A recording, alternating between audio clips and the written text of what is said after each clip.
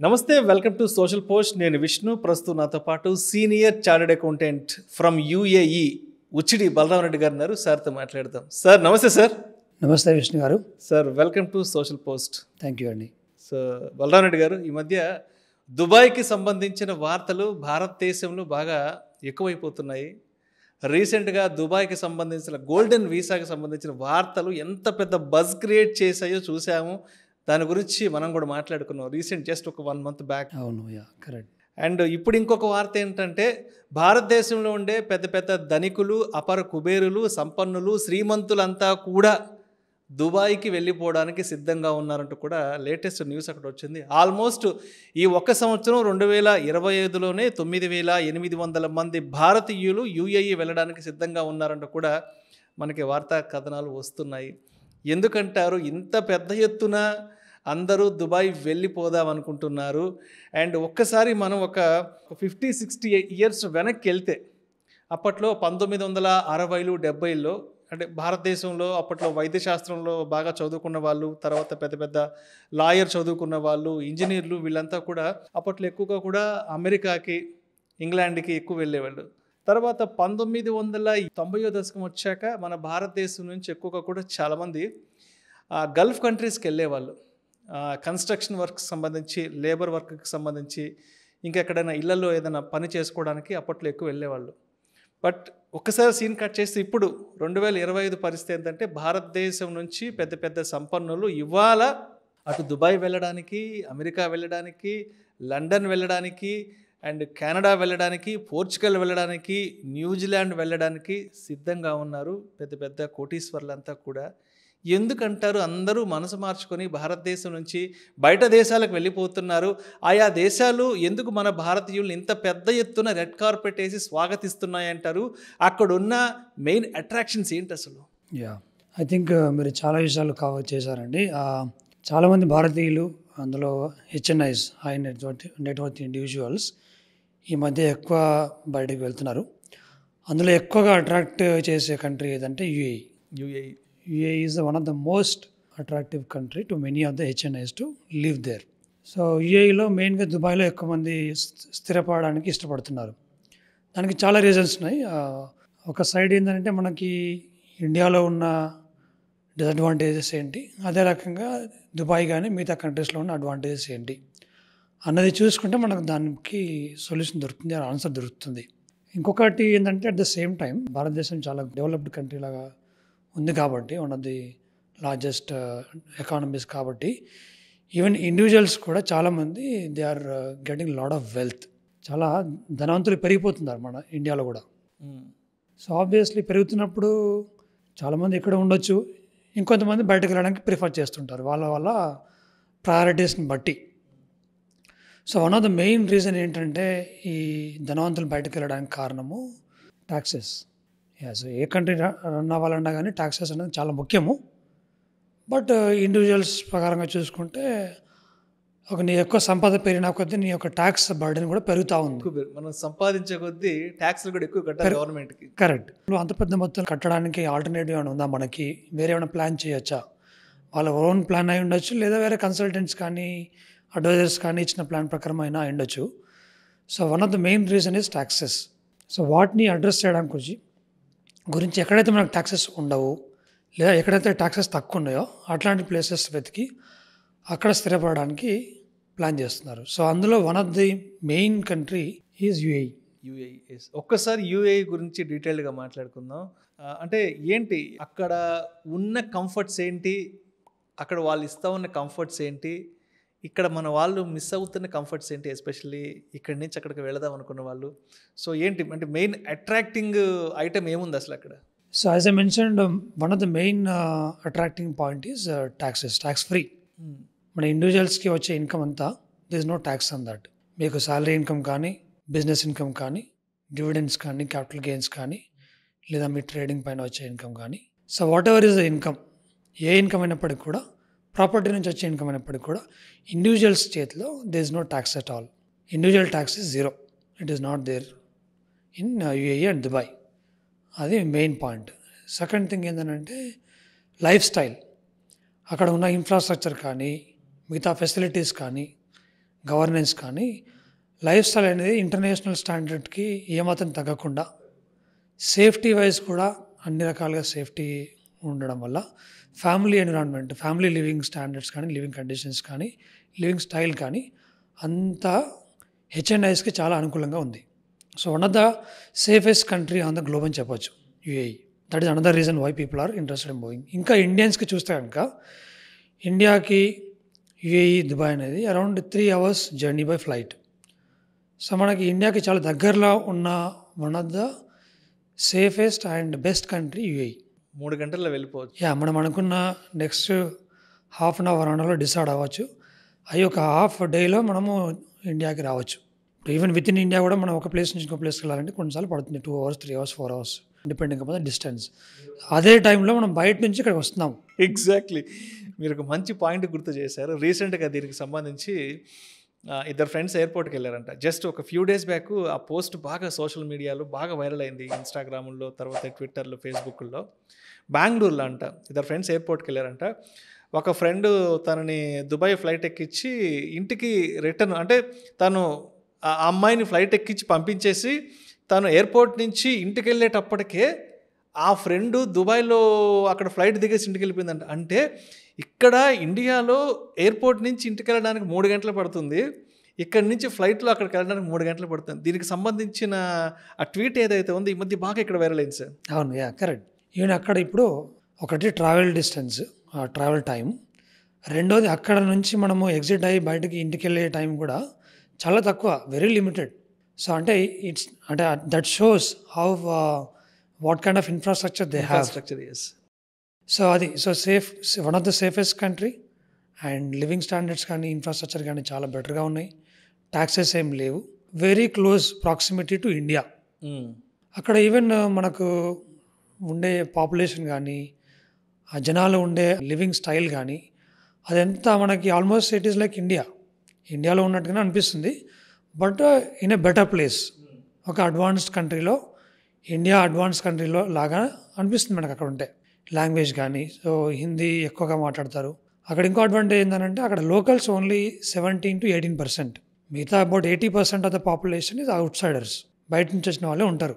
At the same time access to different cultures, వేరే కల్చర్స్కి కానీ యాక్సెస్ ఉండడం కానీ, వేరే స్కిల్ సెట్కి యాక్సెస్ ఉండడం కానీ, లైఫ్ స్టైల్స్కి యాక్సెస్ ఉండడం కానీ చాలా ఎక్కువ. Okay, right. చాలామంది షాపింగ్ గురించి ఇక్కడ నుంచి దుబాయ్కి వెళ్ళి షాపింగ్ చేసిన వాళ్ళు ఉంటారు. Obviously. So if you're living there, so it is easy for you to go for shopping, spending, buying whatever you want. So అట్లాంటి చాలా అడ్వాంటేజ్ ఉండడం వల్ల చాలామంది అక్కడికి వెళ్తున్నారు. అట్ ద సేమ్ టైం బిజినెసెస్కి కూడా, if you are a business person, మీరు ఒకవేళ బయట అవుట్ ఆఫ్ ఇండియా మీకు ఏమైనా బిజినెసెస్ ఉంటే కనుక అక్కడే మీరు మీ యొక్క హోల్డింగ్ కంపెనీ కానీ, మెయిన్ కంపెనీ కానీ ఇంకాపరేట్ చేసుకొని అక్కడ నుంచి మిగతా బిజినెసెస్ని ఆపరేట్ చేయడం కూడా చాలా ఈజీ. ఫండ్స్లో కానీ, ట్యాక్స్ పాయింట్ ఆఫ్ వ్యూలో కానీ, ఈజ్ ఆఫ్ డూయింగ్ బిజినెస్ కానీ, కంపెనీ ఇన్కాపరేషన్ కానీ, లేదా వేరే కంట్రీస్లో ఉన్న బిజినెసెస్ని ఇక్కడ నుంచి ఆపరేట్ చేసుకోవడం కానీ అన్ని రకాలుగా అనుకూలంగా ఉంటుంది. ఈవెన్ రీజనల్ ఆఫీసెస్, ఆ రీజనల్ హెడ్ క్వార్టర్స్ కానీ, కార్పొరేట్ ఆఫీసెస్ కానీ చాలా వరకు పెద్ద MNEs, multinational entities or companies, MNCs వచ్చి అక్కడ ఎస్టాబ్లిష్ చేస్తున్నాయి. So opportunities in terms of access to various businesses and business houses, access to various kind of skill sets, అవన్నీ చాలా బెటర్గా ఉంటాయి కాబట్టి అక్కడ నుంచి చేయడానికి చాలామంది ఇష్టపడతారు. అట్ ద సేమ్ టైం అక్కడ ఉన్న గవర్నమెంట్ కూడా ఏంటంటే ఆల్వేస్ అంటే ఒక అడ్వాన్స్ థింకింగ్గా ఉంటుంది. కొత్త టెక్నాలజీస్ కానీ, కొత్త కాన్సెప్ట్లు కానీ ఇన్కాపరేట్ చేయడం కానీ, అడాప్ట్ చేసుకోవడం కానీ చాలా ఫాస్ట్గా చేస్తుంది. ఇప్పుడు క్రిప్టో కరెన్సీస్లో ట్రాన్సాక్షన్స్ చేయడం లీగల్గా ఇట్ ఈస్ వ్యాలిడ్. సో ఈ మధ్య వారా అని ఒక యాక్ట్ తీసుకొచ్చారు, వర్చువల్ అసెట్స్ రెగ్యులేటరీ యాక్ట్ అని. దాని ప్రకారం ఏంటంటే మీరు you can do transactions, you can invest in those, you can buy and cell. So ఇట్లాంటి కొత్త టెక్నాలజీస్ కానీ, కొత్త కాన్సెప్ట్స్ కానీ అడాప్ట్ చేసుకోవడం చాలా ఈజీ అవుతుంది. అక్కడ వాళ్ళు ఆ పర్టికులర్ లాస్ కానీ, ఆ ఎన్విరాన్మెంట్ కానీ, ఆ ఎకోసిస్టమ్ కానీ అన్ని బిల్డ్ చేసి పెడతారన్నమాట.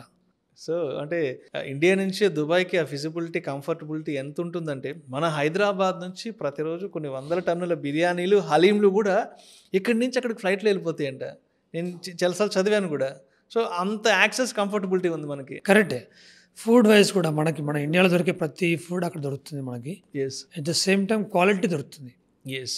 అక్కడ ఏంటంటే ఈ హైజీనిక్ కానీ ఇంగ్రీడియంట్స్ కలిపేవి కానీ కొంతవరకు అన్ని అప్రూవ్డ్ కాన్సెప్ట్ అప్రూవ్ వాంట్ ప్రకారం మేము వెళ్ళాలన్నమాట. అక్కడ దుబాయ్ మున్సిపాలిటీ కానీ ఇంకా వేరే అథారిటీస్ కానీ చాలా స్ట్రిక్ట్గా ఇంప్లిమెంట్ చేస్తాయి. సో ఆ భయంతో ఏంటంటే ప్రతి ఒక్కటి స్టాండర్డ్స్ కానీ క్వాలిటీ కానీ అన్నీ ఏదైతే చేయాలో ఆ రకంగా మెయింటైన్ చేయాల్సి వస్తుంది. So at least you can have that comfort while eating out side as well. అంటే ప్రతిదీ చూసుకుంటే కనుక ప్రతిదీ దొరుకుతుంది, ప్రతిదీ బెటర్గా ఉంటుంది. ఎస్. సో అది ఉండడం వల్ల మనకి ఏంది ఇండియన్స్కి కానీ మిగతా ఇక్కడ ఉన్న ఈ కాంటినెంట్లో ఉన్న వాళ్ళకి కానీ చాలా కన్వీనియంట్గా ఉంటుంది. అండ్ అదేవిధంగా మన ఇండియన్స్ కోరుకుంటున్న ఇంకొక దేశం ఏంటంటే America, United states of America. So ఇక్కడ EB-5 వీసాకి సంబంధించి కూడా అక్కడ వాళ్ళు చాలా ఆఫర్ చేస్తున్నారు కదా. సో ఏంటి అసలు USA ఇక్కడ భారతీయ పెట్టుబడులను అక్కడికి తీసుకురావడానికి వాళ్ళు కూడా రెడ్ కార్పెట్ ఇస్తున్నారు. సో ఏంటి అక్కడ వాళ్ళు ఇస్తున్న అట్రాక్షన్స్ ఏంటి అండ్ వాళ్ళు ఇస్తున్న రాయితీలు ఏంటి? మనం వెళ్ళి అక్కడ సెటిల్ అవ్వాలి అంటే ఒక ఎంటర్‌ప్రెన్యూర్‌గా మనం అక్కడ ఏం చేయాలి అసలు? యా. సో యూఎస్లో మీరు అన్నట్టుగా EB-5 అనే వీసా ఒకటి కొత్త, ఎప్పటి నుంచో ఉంది, అది ఇప్పుడు కొత్త ఏం కాదు. సో అది one of the attraction that many of the HNIs have. So EB-5లో ఏంటంటే మీరు చెప్పిన కండిషన్స్ బట్టి చేస్తుంటే ఒక after certain period you will get that citizenship there. So యూఎస్లో సిటిజన్షిప్ రావడం అనేది చాలా ముఖ్యమైన point. Why EB-5 is so attractive. మామూలుగా రావాలి అంటే కనుక మనకు 10 ఏళ్ళు, 15 ఏళ్ళు, 20 ఏళ్ళు, కొందరికి లైఫ్ టైం కూడా రాకపోవచ్చు చాలా మందికి. అవునవును. సో అట్లాంటి పరిస్థితుల్లో మీరు 4-5 ఇయర్స్, 5-6 ఇయర్స్, 6-7 ఇయర్స్లో మీకు సిటిజన్షిప్ వచ్చే అవకాశం ఉంటుంది. సో అరౌండ్ 800,000 అంటే $8 lakhs $8 లక్షల అక్కడ $8 లక్షల కనుక మీరు ఇన్వెస్ట్ చేయగలిగితే కనుక, ఓకే, ఇన్వెస్ట్ చేసి కొంతమందికి ఎంప్లాయ్మెంట్ ఇవ్వగలిగితే ఓకే, దాని బేస్ మీద మీకు అక్కడ యూఎస్ సిటిజన్షిప్ వస్తుంది. ఓకే. ఒకసారి మీరు సిటిజన్షిప్ వచ్చిన తర్వాత ఇంకా మీరు అక్కడ ఫ్రీడమ్ కానీ అక్కడ ఉండి బిజినెస్ చేసుకోవడం కానీ ఇంకా ఏదైనా ఫ్రీలాన్సింగ్ కానీ కన్సల్టింగ్ కానీ ఏది చేయడానికి కానీ మీకు అది కంఫర్టబుల్గా ఉంటుంది. So that is one of the most attracting point for EB-5 for people to prefer. అదేవిధంగా యూఎస్లో ఇప్పుడు మీరు ఇంకా ఎక్కువ అమౌంట్ పెట్టదలుచుకుంటే కనుక ట్రంప్ ఇప్పుడు గోల్డెన్ కార్డ్ కూడా తెచ్చాడు ఈ మధ్య. అది ఎక్కువ అమౌంట్ ఇన్వెస్ట్ చేసే వాళ్ళకి అది ఇంకా ఫాస్ట్ ట్రాక్లో వస్తుంది. That is another thing for US. అదే రకంగా మీరు అంటే UK కానీ, పోర్చుగల్ కానీ, న్యూజిలాండ్ కానీ, ఇంకా మిగతా చిన్న చిన్న యూరోప్ కంట్రీస్ కానీ అన్నీ ఏంటంటే ఇట్లా HNIsని అట్రాక్ట్ చేయడానికి కోసం చాలా కాన్సెప్ట్, చాలా పోర్చుగల్ కూడా ఆల్మోస్ట్ ఒక 5 కోట్ల రూపాయల పెట్టుబడి మనం అక్కడ ఇన్వెస్ట్ చేయగలిగి కొంతమందికి ఎంప్లాయ్మెంట్ ఇస్తే వాళ్ళు కూడా రెడ్ కార్పెట్ ఇస్తాం అంటారు. కరెక్ట్. మీరు 5 కోట్లు కనుక మీరు అక్కడ ఇన్వెస్ట్ చేయగలిగి కొంత ఎంప్లాయ్మెంట్ ఇవ్వడానికి మీరు రెడీగా ఉంటే కనుక Portugal is ready to give you citizenship. Okay, so then you can go and live there or you can have another citizenship. సో ఈ మధ్య ఇది చాలా ట్రెండింగ్గా ఉంది. అంటే ఎక్కువ మంది ప్రిఫర్ చేస్తున్నారు to have alternative citizenship. Yes. Okay, so అది పోర్చుగల్ అండ్ న్యూజిలాండ్ కూడా ఉంది. న్యూజిలాండ్ కూడా మీరు అంటే ఒక 20-25 కోట్లు మరి ఇంకా మీరు ఇన్వెస్ట్ చేయడానికి రెడీగా ఉంటే కనుక $50 లక్షలు అక్కడ $50 lakhs అక్కడ ఇన్వెస్ట్ చేస్తే 20 కోట్లు మన కరెన్సీతో 25 కోట్లు కనుక మీరు ఇన్వెస్ట్ చేయడానికి రెడీగా ఉంటే కనుక న్యూజిలాండ్లో కూడా మీకు సిటిజన్షిప్ వస్తుంది. New Zealand is one of the best country to live in terms of cleanliness కానీ, సేఫ్టీ కానీ, ఎడ్యుకేషన్ కానీ. New Zealand is one of the best countries to live. So ఒకవేళ మీరు అక్కడే వెళ్ళి సెటిల్ అవ్వాలనుకుంటే కనుక డెఫినెట్గా మంచి ప్లేస్ అది. సో ఇట్లా చాలా కంట్రీస్ HNIsని అట్రాక్ట్ చేయడం గురించి, రీటైన్ చేయడం గురించి చాలా కొత్త కొత్త ఇన్నోవేటివ్ ప్లాన్స్ కానీ, కొత్త కొత్త కాన్సెప్ట్స్ ఆర్ సిటిజన్షిప్ కాన్సెప్ట్స్ ప్లాన్స్తో వస్తున్నాయి. బట్ యాజ్ ఎ మెన్షన్డ్ వీటన్నిటిలో UAE అనేది చాలా వరకు చాలామంది ప్రిఫర్ చేస్తున్న ప్లేస్.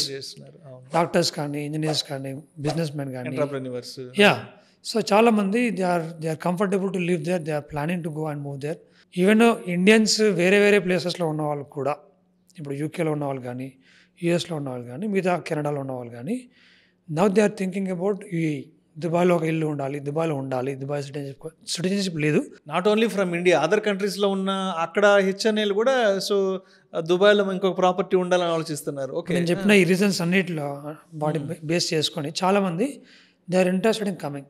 మన ఇండియన్స్ కానీ లేదా వేరే సిటిజన్స్ కానీ, అక్కడ ఉన్నవాళ్ళు, యూరోప్లో ఉన్న వాళ్ళు కూడా చాలామంది, రష్యాలో ఉన్నవాళ్ళు, బికాస్ ఆఫ్ వేరియస్ రీజన్స్ వాళ్ళంతా ఇప్పుడు they are now thinking, most of the HNIs they are thinking to come to Dubai and then live there, settle there. అందుకనే రియల్ ఎస్టేట్ కానీ, బిజినెసెస్ కానీ చాలా గ్రోత్ ఉంది ఇప్పుడు అక్కడ. ఎస్. సో ఇంకా అంటే ఇంకా అదర్ రీజన్స్ ఏమున్నాయి? భారతదేశం వద్దు బాబోయ్!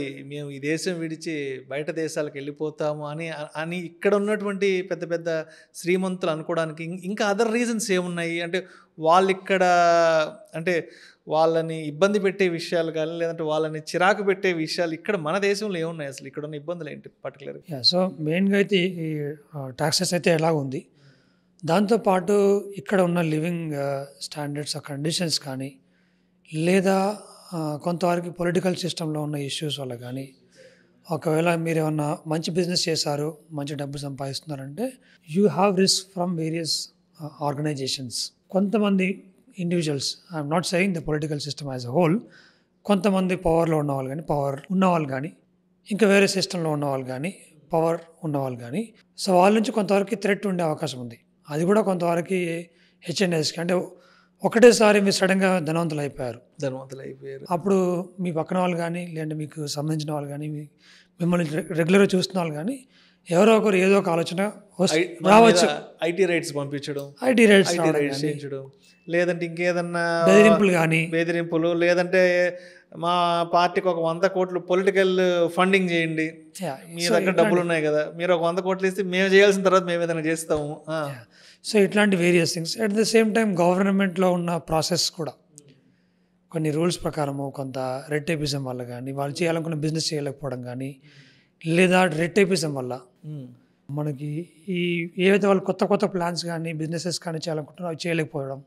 సో ఇట్లాంటి అన్ని వేరియస్ రీజన్స్ వల్ల ఇక్కడ ఉండడం వల్ల వాళ్ళకి ఫర్దర్ గ్రోత్ కానీ, ఫర్దర్గా వాళ్ళ యొక్క వెల్త్ని పెంచుకోవడం కోసం కానీ అవకాశాలు తక్కువ ఉండొచ్చు అన్న ఉద్దేశం కూడా ఉండొచ్చు. మిగతా రిస్క్లు ఏవైతే ఉన్నాయో ఆ రిస్క్లు ఎట్లా ఉన్నాయి, అట్ ద సేమ్ టైం దాన్ని ఇంకా పెంచుదాము అన్నా కానీ మనకు కొంత లిమిటేషన్ ఉండొచ్చు, అందువల్ల కూడా అయి ఉండొచ్చు. ఇందాక ఒక విషయం మాట్లాడుకున్నాం, ట్రాఫిక్.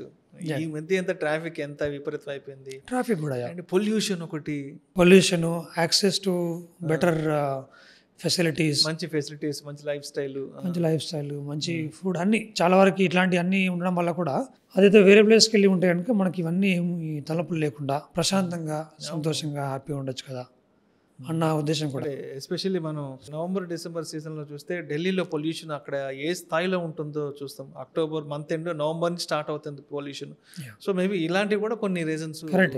ఇప్పుడు అంటే అలాగని చెప్పేసి మనకు బయట దేశాలలో అక్కడ ఇబ్బందులు లేవని లేదు, అది కూడా మాట్లాడు, అక్కడ కూడా ఉన్నాయి. ఫర్ ఎగ్జాంపుల్ యూఏఈ తీసుకుంటే కనుక మీకు 5 to 6 months మీకు సమ్మర్, అందులో ఒక 2 to 3 months చాలా వేడి ఎక్కువ. మీరు డే టైంలో బయటకు వెళ్ళాలంటే ఆలోచించాలి. అవును, అట్లాంటి పరిస్థితి కూడా ఉంది. But at the same time దాన్ని అడ్రస్ చేయడం కోసం అక్కడ ఎట్లాంటి ఫెసిలిటీస్ ఉన్నాయి, ఎగ్జాక్ట్లీ ఆ ఇబ్బంది నుంచి మీరు బయటపడడానికి ఎట్లాంటి ఫెసిలిటీస్ ఉన్నాయి, ఎలా మీరు మేనేజ్ చేసుకోవచ్చు, సో అలా దాన్ని పాజిటివ్గా కన్వర్ట్ చేసుకునే అవకాశాలు ఉన్నాయి. కాబట్టి సో ఇక్కడ ఉన్న ఇబ్బందులు, ఇక్కడ ఉన్న ఇష్యూస్తో పోలిస్తే అక్కడ ఉన్న ఇబ్బందులు, ఇష్యూస్ తక్కువ ఉన్నాయా, సో అందుకు బ్యాలెన్స్ చేసుకోవడానికి మనకు వీలుంటుంది కాబట్టి అక్కడికి వెళ్ళొచ్చు అన్న ఉద్దేశం. ఈ ట్రాఫిక్ అనేది, పొల్యూషన్ అనేది బట్ ఎక్కడైనా ఉంటుంది, బట్ ఒక కంపారిజన్ ఉంటుంది. ఇక్కడ ఎంత ఉంటుంది, అక్కడ ఎంత ఉంది, ఏంది అది మనకి కంఫర్టా కాదా, అది ఆ పాయింట్ ఆఫ్ వ్యూలో కూడా కరెక్ట్ ఆలోచిస్తారు. సో రెండు కంపేర్ చేస్తే మనకి ఎక్కడ బెటర్గా ఉన్నాయి, ఇంకా కొంచెం ఎక్కడ బాగుంటుంది, అన్ని రకాలుగా ఆలోచిస్తే ఎక్కడ బెటర్గా ఉంది దాన్ని బట్టి డిసిషన్ తీసుకోవడం.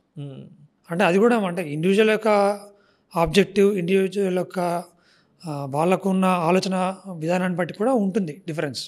కొందరికి ఏముందిలే, ఎక్కడైనా ఏమున్నది, మనకి ఇక్కడ ఉండి అందరితో దగ్గర ఉండొచ్చు కదా అని కొందరికి అనిపించచ్చు. ఇంకొకరికి ఇవన్నీ ఎట్లా మనం కొంచెం సాక్రిఫైస్ చేసుకోవచ్చు, కొంచెం బ్యాలెన్స్ చేసుకోవచ్చు, బట్ మంచి కండిషన్స్, మంచి ట్యాక్స్ లేకుండా ఉన్న ప్లేస్, ఫెసిలిటీస్ అవన్నీ ఉండే ప్లేస్ కావాలి కదా అని కూడా ఉండొచ్చు.